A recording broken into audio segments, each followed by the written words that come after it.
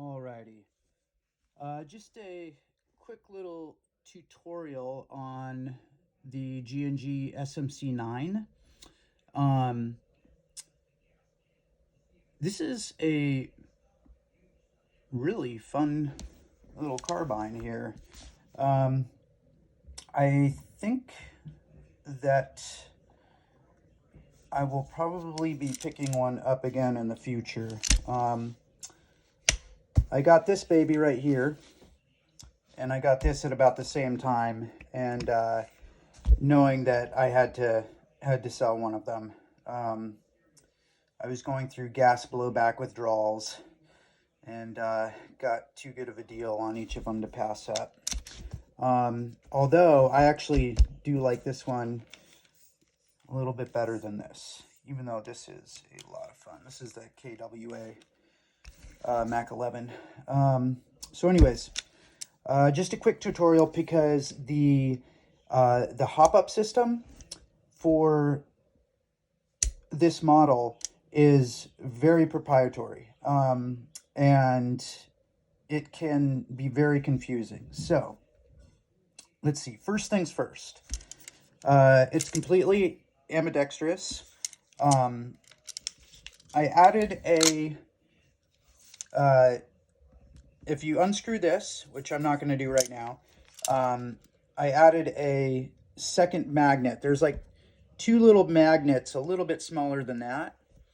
And with the one magnet, it was great. It was on there pretty good.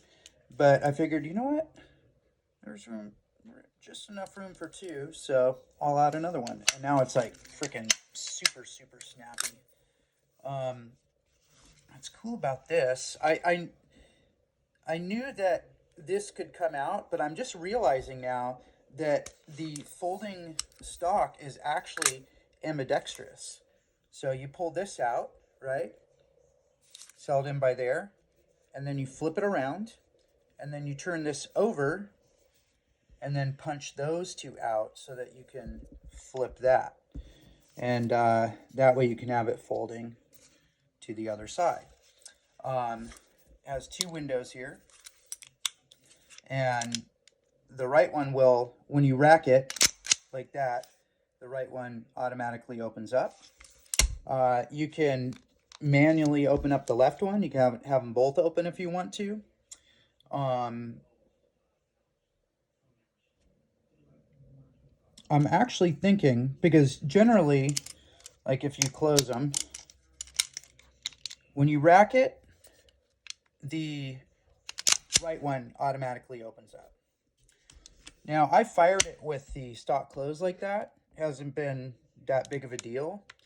But if you're left-handed, boom, you switch it around to the other side and it's not going to be an issue at all. And you can also switch that around to the other side.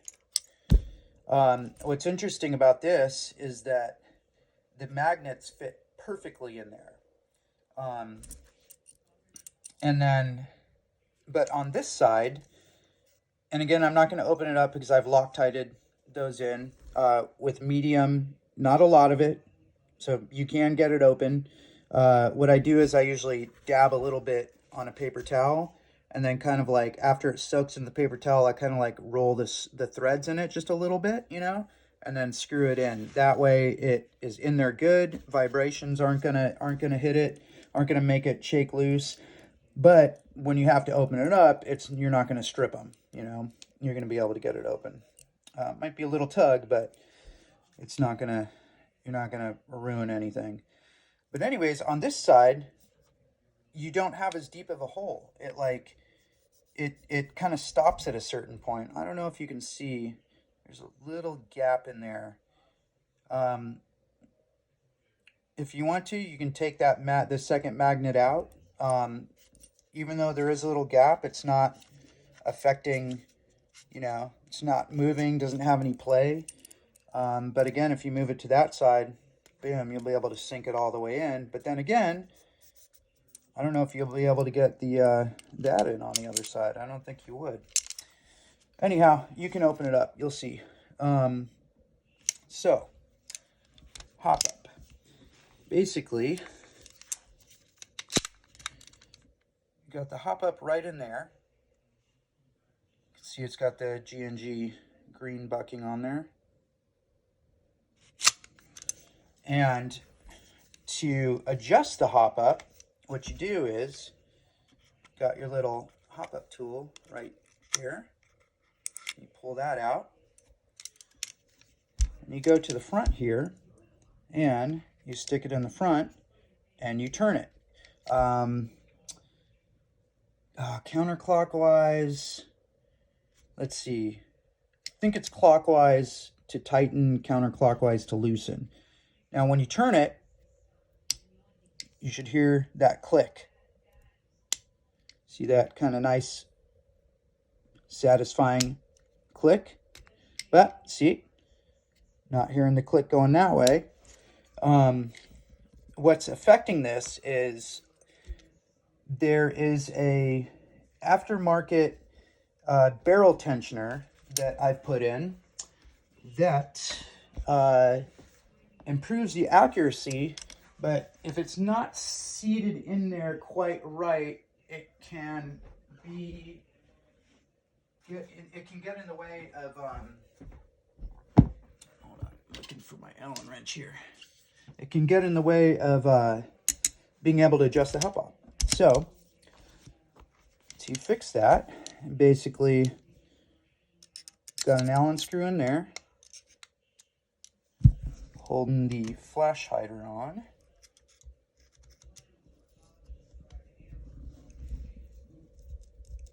Try to do this on the camera.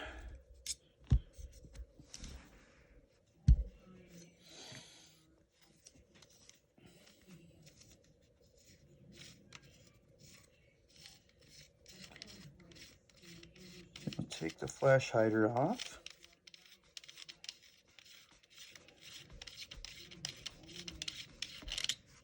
And you can see this piece of plastic right here is what adjusts the hop up.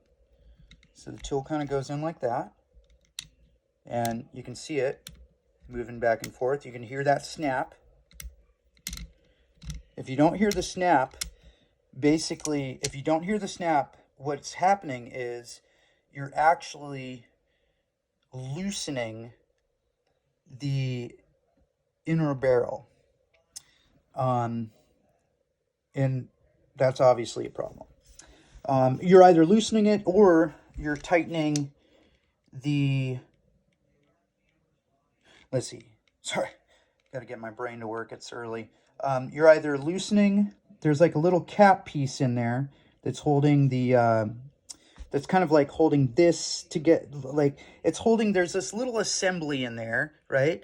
And there's a little cap piece that actually screws on to the top of the inner barrel in there. I don't know if you can see it. Yeah, there you go. Is it going to focus? Yeah, so if that starts unscrewing, then this will basically stop clicking and become loose. And if you go the other direction and you don't hear the click, I think you might be loosening the outer barrel. I think. I could be wrong on that. I do know that the outer barrel is one of those things where it's like you start screwing this in and then it seats and then the outer barrel starts unscrewing, you know? There's no little Allen screw in there to tighten that down. So when I put this together, I put a little bit of the medium strength thread locker on it and tightened it in there just a little bit. So yeah, that's the deal. Another thing to be aware of is the hop up in there, okay?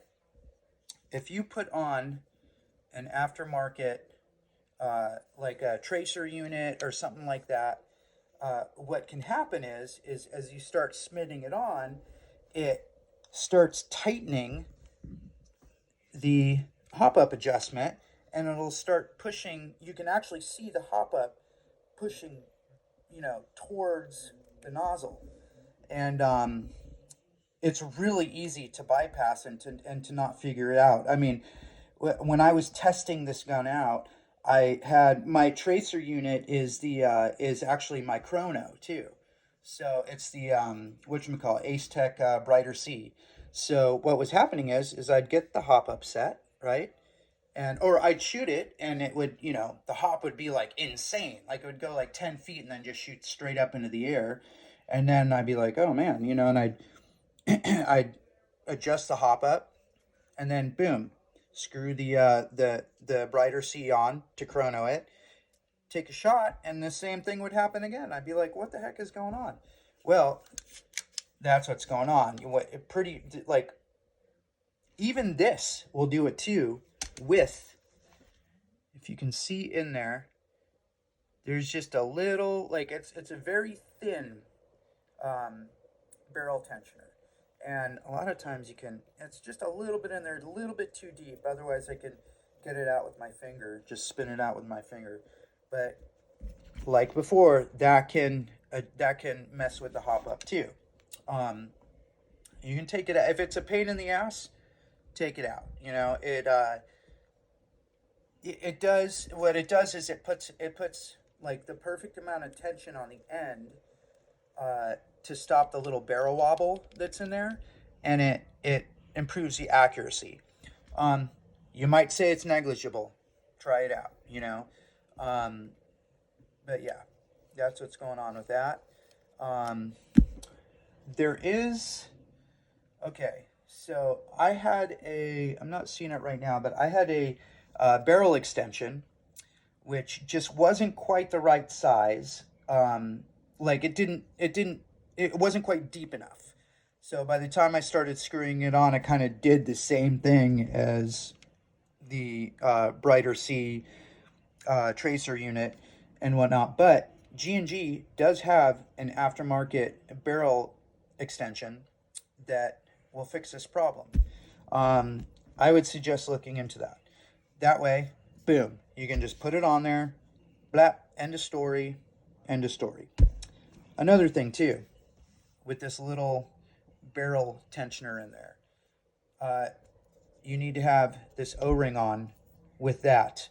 Otherwise, if you don't have the O-ring on, by the time you get down to that spot, it will start tightening over the hop up too much. Okay? I know this is getting confusing, but it's important. I like this system. I really do. There's a part of me that's like, loves the TM standard, you know, loves the easiness of it. Oh, okay, boom, I can get this M4, this will fit with this, no problem, blah, blah, blah. There's another part of me that's sick of it and gives kudos to G&G for trying something new. Something new that looks like it's got a bright future ahead of it. That being said, G&G should really have put out some tutorials on this. And that frickin' screw disappeared. Well, I'm gonna have to find the hex screw here in a little bit. But don't worry, I'll get that back on. Anyhow, like I was saying, kudos to G&G for doing this, but they should have released some tutorial videos just going over this, you know, because a lot of people have just had, see, this might be a little bit too tensioned on there. Let's see, you loosen it like that.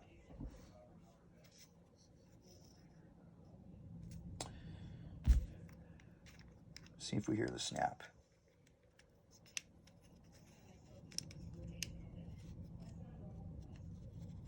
No, we're not hearing the snap.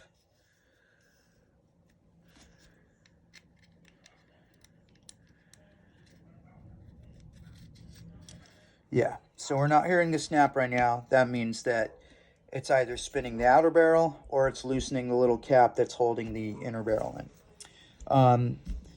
So basically you'd have to take that off and to redo it, to tighten it. One last thing.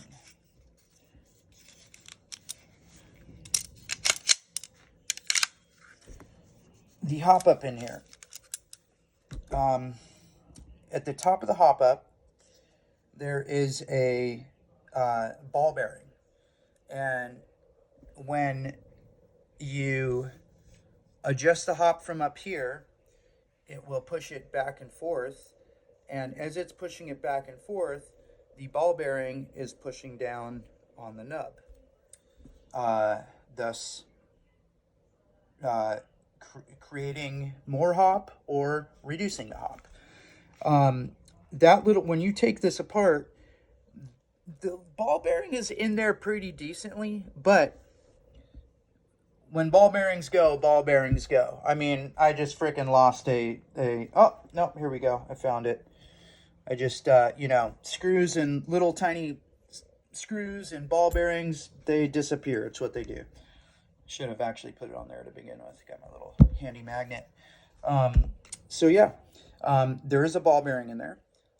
So just be careful when you're taking it apart. Also, this one's even worse. But you got your selector switch right here, semi and full auto. When you take the gun apart, this selector switch is kind of in a little housing, right? And the housing is held together by there's a little Allen wrench set screw in front of it, and I believe on the side too. Especially one on the front, if you unscrew that, the ball bearing is going to shoot out. And then the selector switch is not going to operate like it should. So just be wary of that too. I put a little bit of Loctite on it to get it set in there good, so the reverberations don't shake it out. But that's just something to know if like you're ever gonna really go to town on this sucker and take everything apart and really get to know it, which we all should with gas blowback stuff. Then just be wary of that. Another thing to be wary of is, if you can see this, so these little charging handles are, let's see if you can see this, the little slide that they're on, there's 2 screws on each side of the slide that, like, they're kind of like right in there, and screws are a little bit smaller than that. I don't think they're quite long enough. I noticed that they're just barely hanging in there. One of them actually started coming loose. So I looked at it when I initially took everything apart to inspect it. I looked at it, and I don't think there's any reason why they actually ever need to come out. So I only have this medium strength Loctite, but I did Loctite the heck out of those guys and got them to seat in there as well as I could. Like I said, I don't think they're long enough. So it's kind of that sort of situation where it's like the threads are like barely just perfectly grabbing, but like if you turn them too much, you're going to strip them, It's like one of those dealios. I'm trying to think. Might be the only... This is a weird design. It's not necessarily a bad design. They should have just communicated it a lot better. because it takes a little bit of, homework. I had to watch some videos like this, but a couple times before I could really kind of figure out what was going on. That's one thing. But this is a manufacturing error. Those screws needed to be longer. So keep an eye on that. You're going to hear, if they do become loose, which I don't think they will because I got them to seat in there pretty well. But if they do become loose, then just know that. You might want to get a little bit longer of a screw. Okay. What else?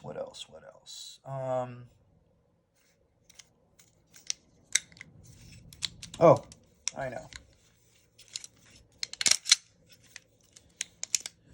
So this right here, I'm calling it like a guide rod or something. I know there's a term for it. I'm just blanking on it right now. It was catching, like right there. Maybe every 7 to 8 shots, it would kind of catch, and not sit in there right. So I shaved. It has a little bit too much play going left to right. It should be in the picks actually for the auction. So I just filed that down just a little bit right there, just enough so that if it does want to hit that, it's not going to. It's just going to slide right in. The other thing too, and this was a manufacturing error, is in the nozzle assembly, there's room for 2 springs on either side. And it only came with 1 spring. And it wasn't like they just forgot to put a spring in there. That's just how it is. Well, the problem with that is that when you have 1 spring on one side, right? By having 2 springs, you got that good solid, It's like that good return and follow. When you have 1 spring on this, I mean, I haven't put this under super slow motion specs and all that, but just the law of physics, it makes sense that if you have a spring on one side, it's going to create a little bit of unbalance, which could be the reason why that was catching right there, Anyhow, I have the, let's see, where is it? The blue, they call it the downgrade nozzle. It basically, this thing's shooting at I'm clocking it like 360 right now. This is supposed to bring it down to like 330, 320, 330 for CQB. And it came with 2 springs. You can see 1 spring in there right now. I took the spring out, put it in here, and since then it has been just like like just awesome, This thing is freaking loud as hell. It's just rad. It's super solidly built. And it just super solid. It shoots well. It is accurate.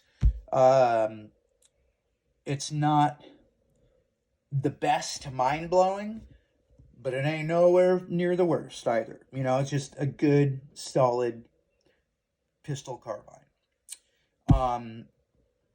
That being said, it, just like most gas blowbacks, if you have it in full auto after like the 5th, 6th, 7th shot, it's going to start to die down.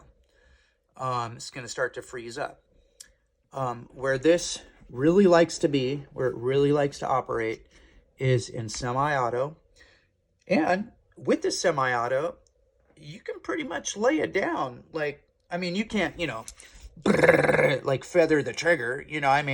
It's going to start freezing up if you do that. But I think I probably have put maybe 4 magazines through this total, 50 round magazines. Just getting it dialed in, and at one point I was testing out the semi-auto And I was just doing one shot after the next, after the next, after the next, and they were staying solid. The distance was staying the same on the BBs. It was very, very nice, very satisfying. And then in auto, just bursts, like that's what I would suggest, running this in semi. And if you need to pop it into auto, boom, pop it into auto right, or full auto right there, boom, pop it into full auto, burst. Like that. If you run it like that, she will take care of you. Yeah, I'm gonna have to get another one of these. I am. These are amazing. Like I said, I couldn't pass, dude. I'm a freaking airsoft junkie. What can I say? I couldn't pass up on both these.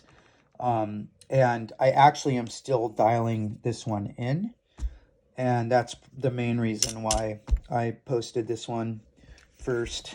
Yeah. Yep. Anyhow, that's the deal. Enjoy, man. You're going to love her.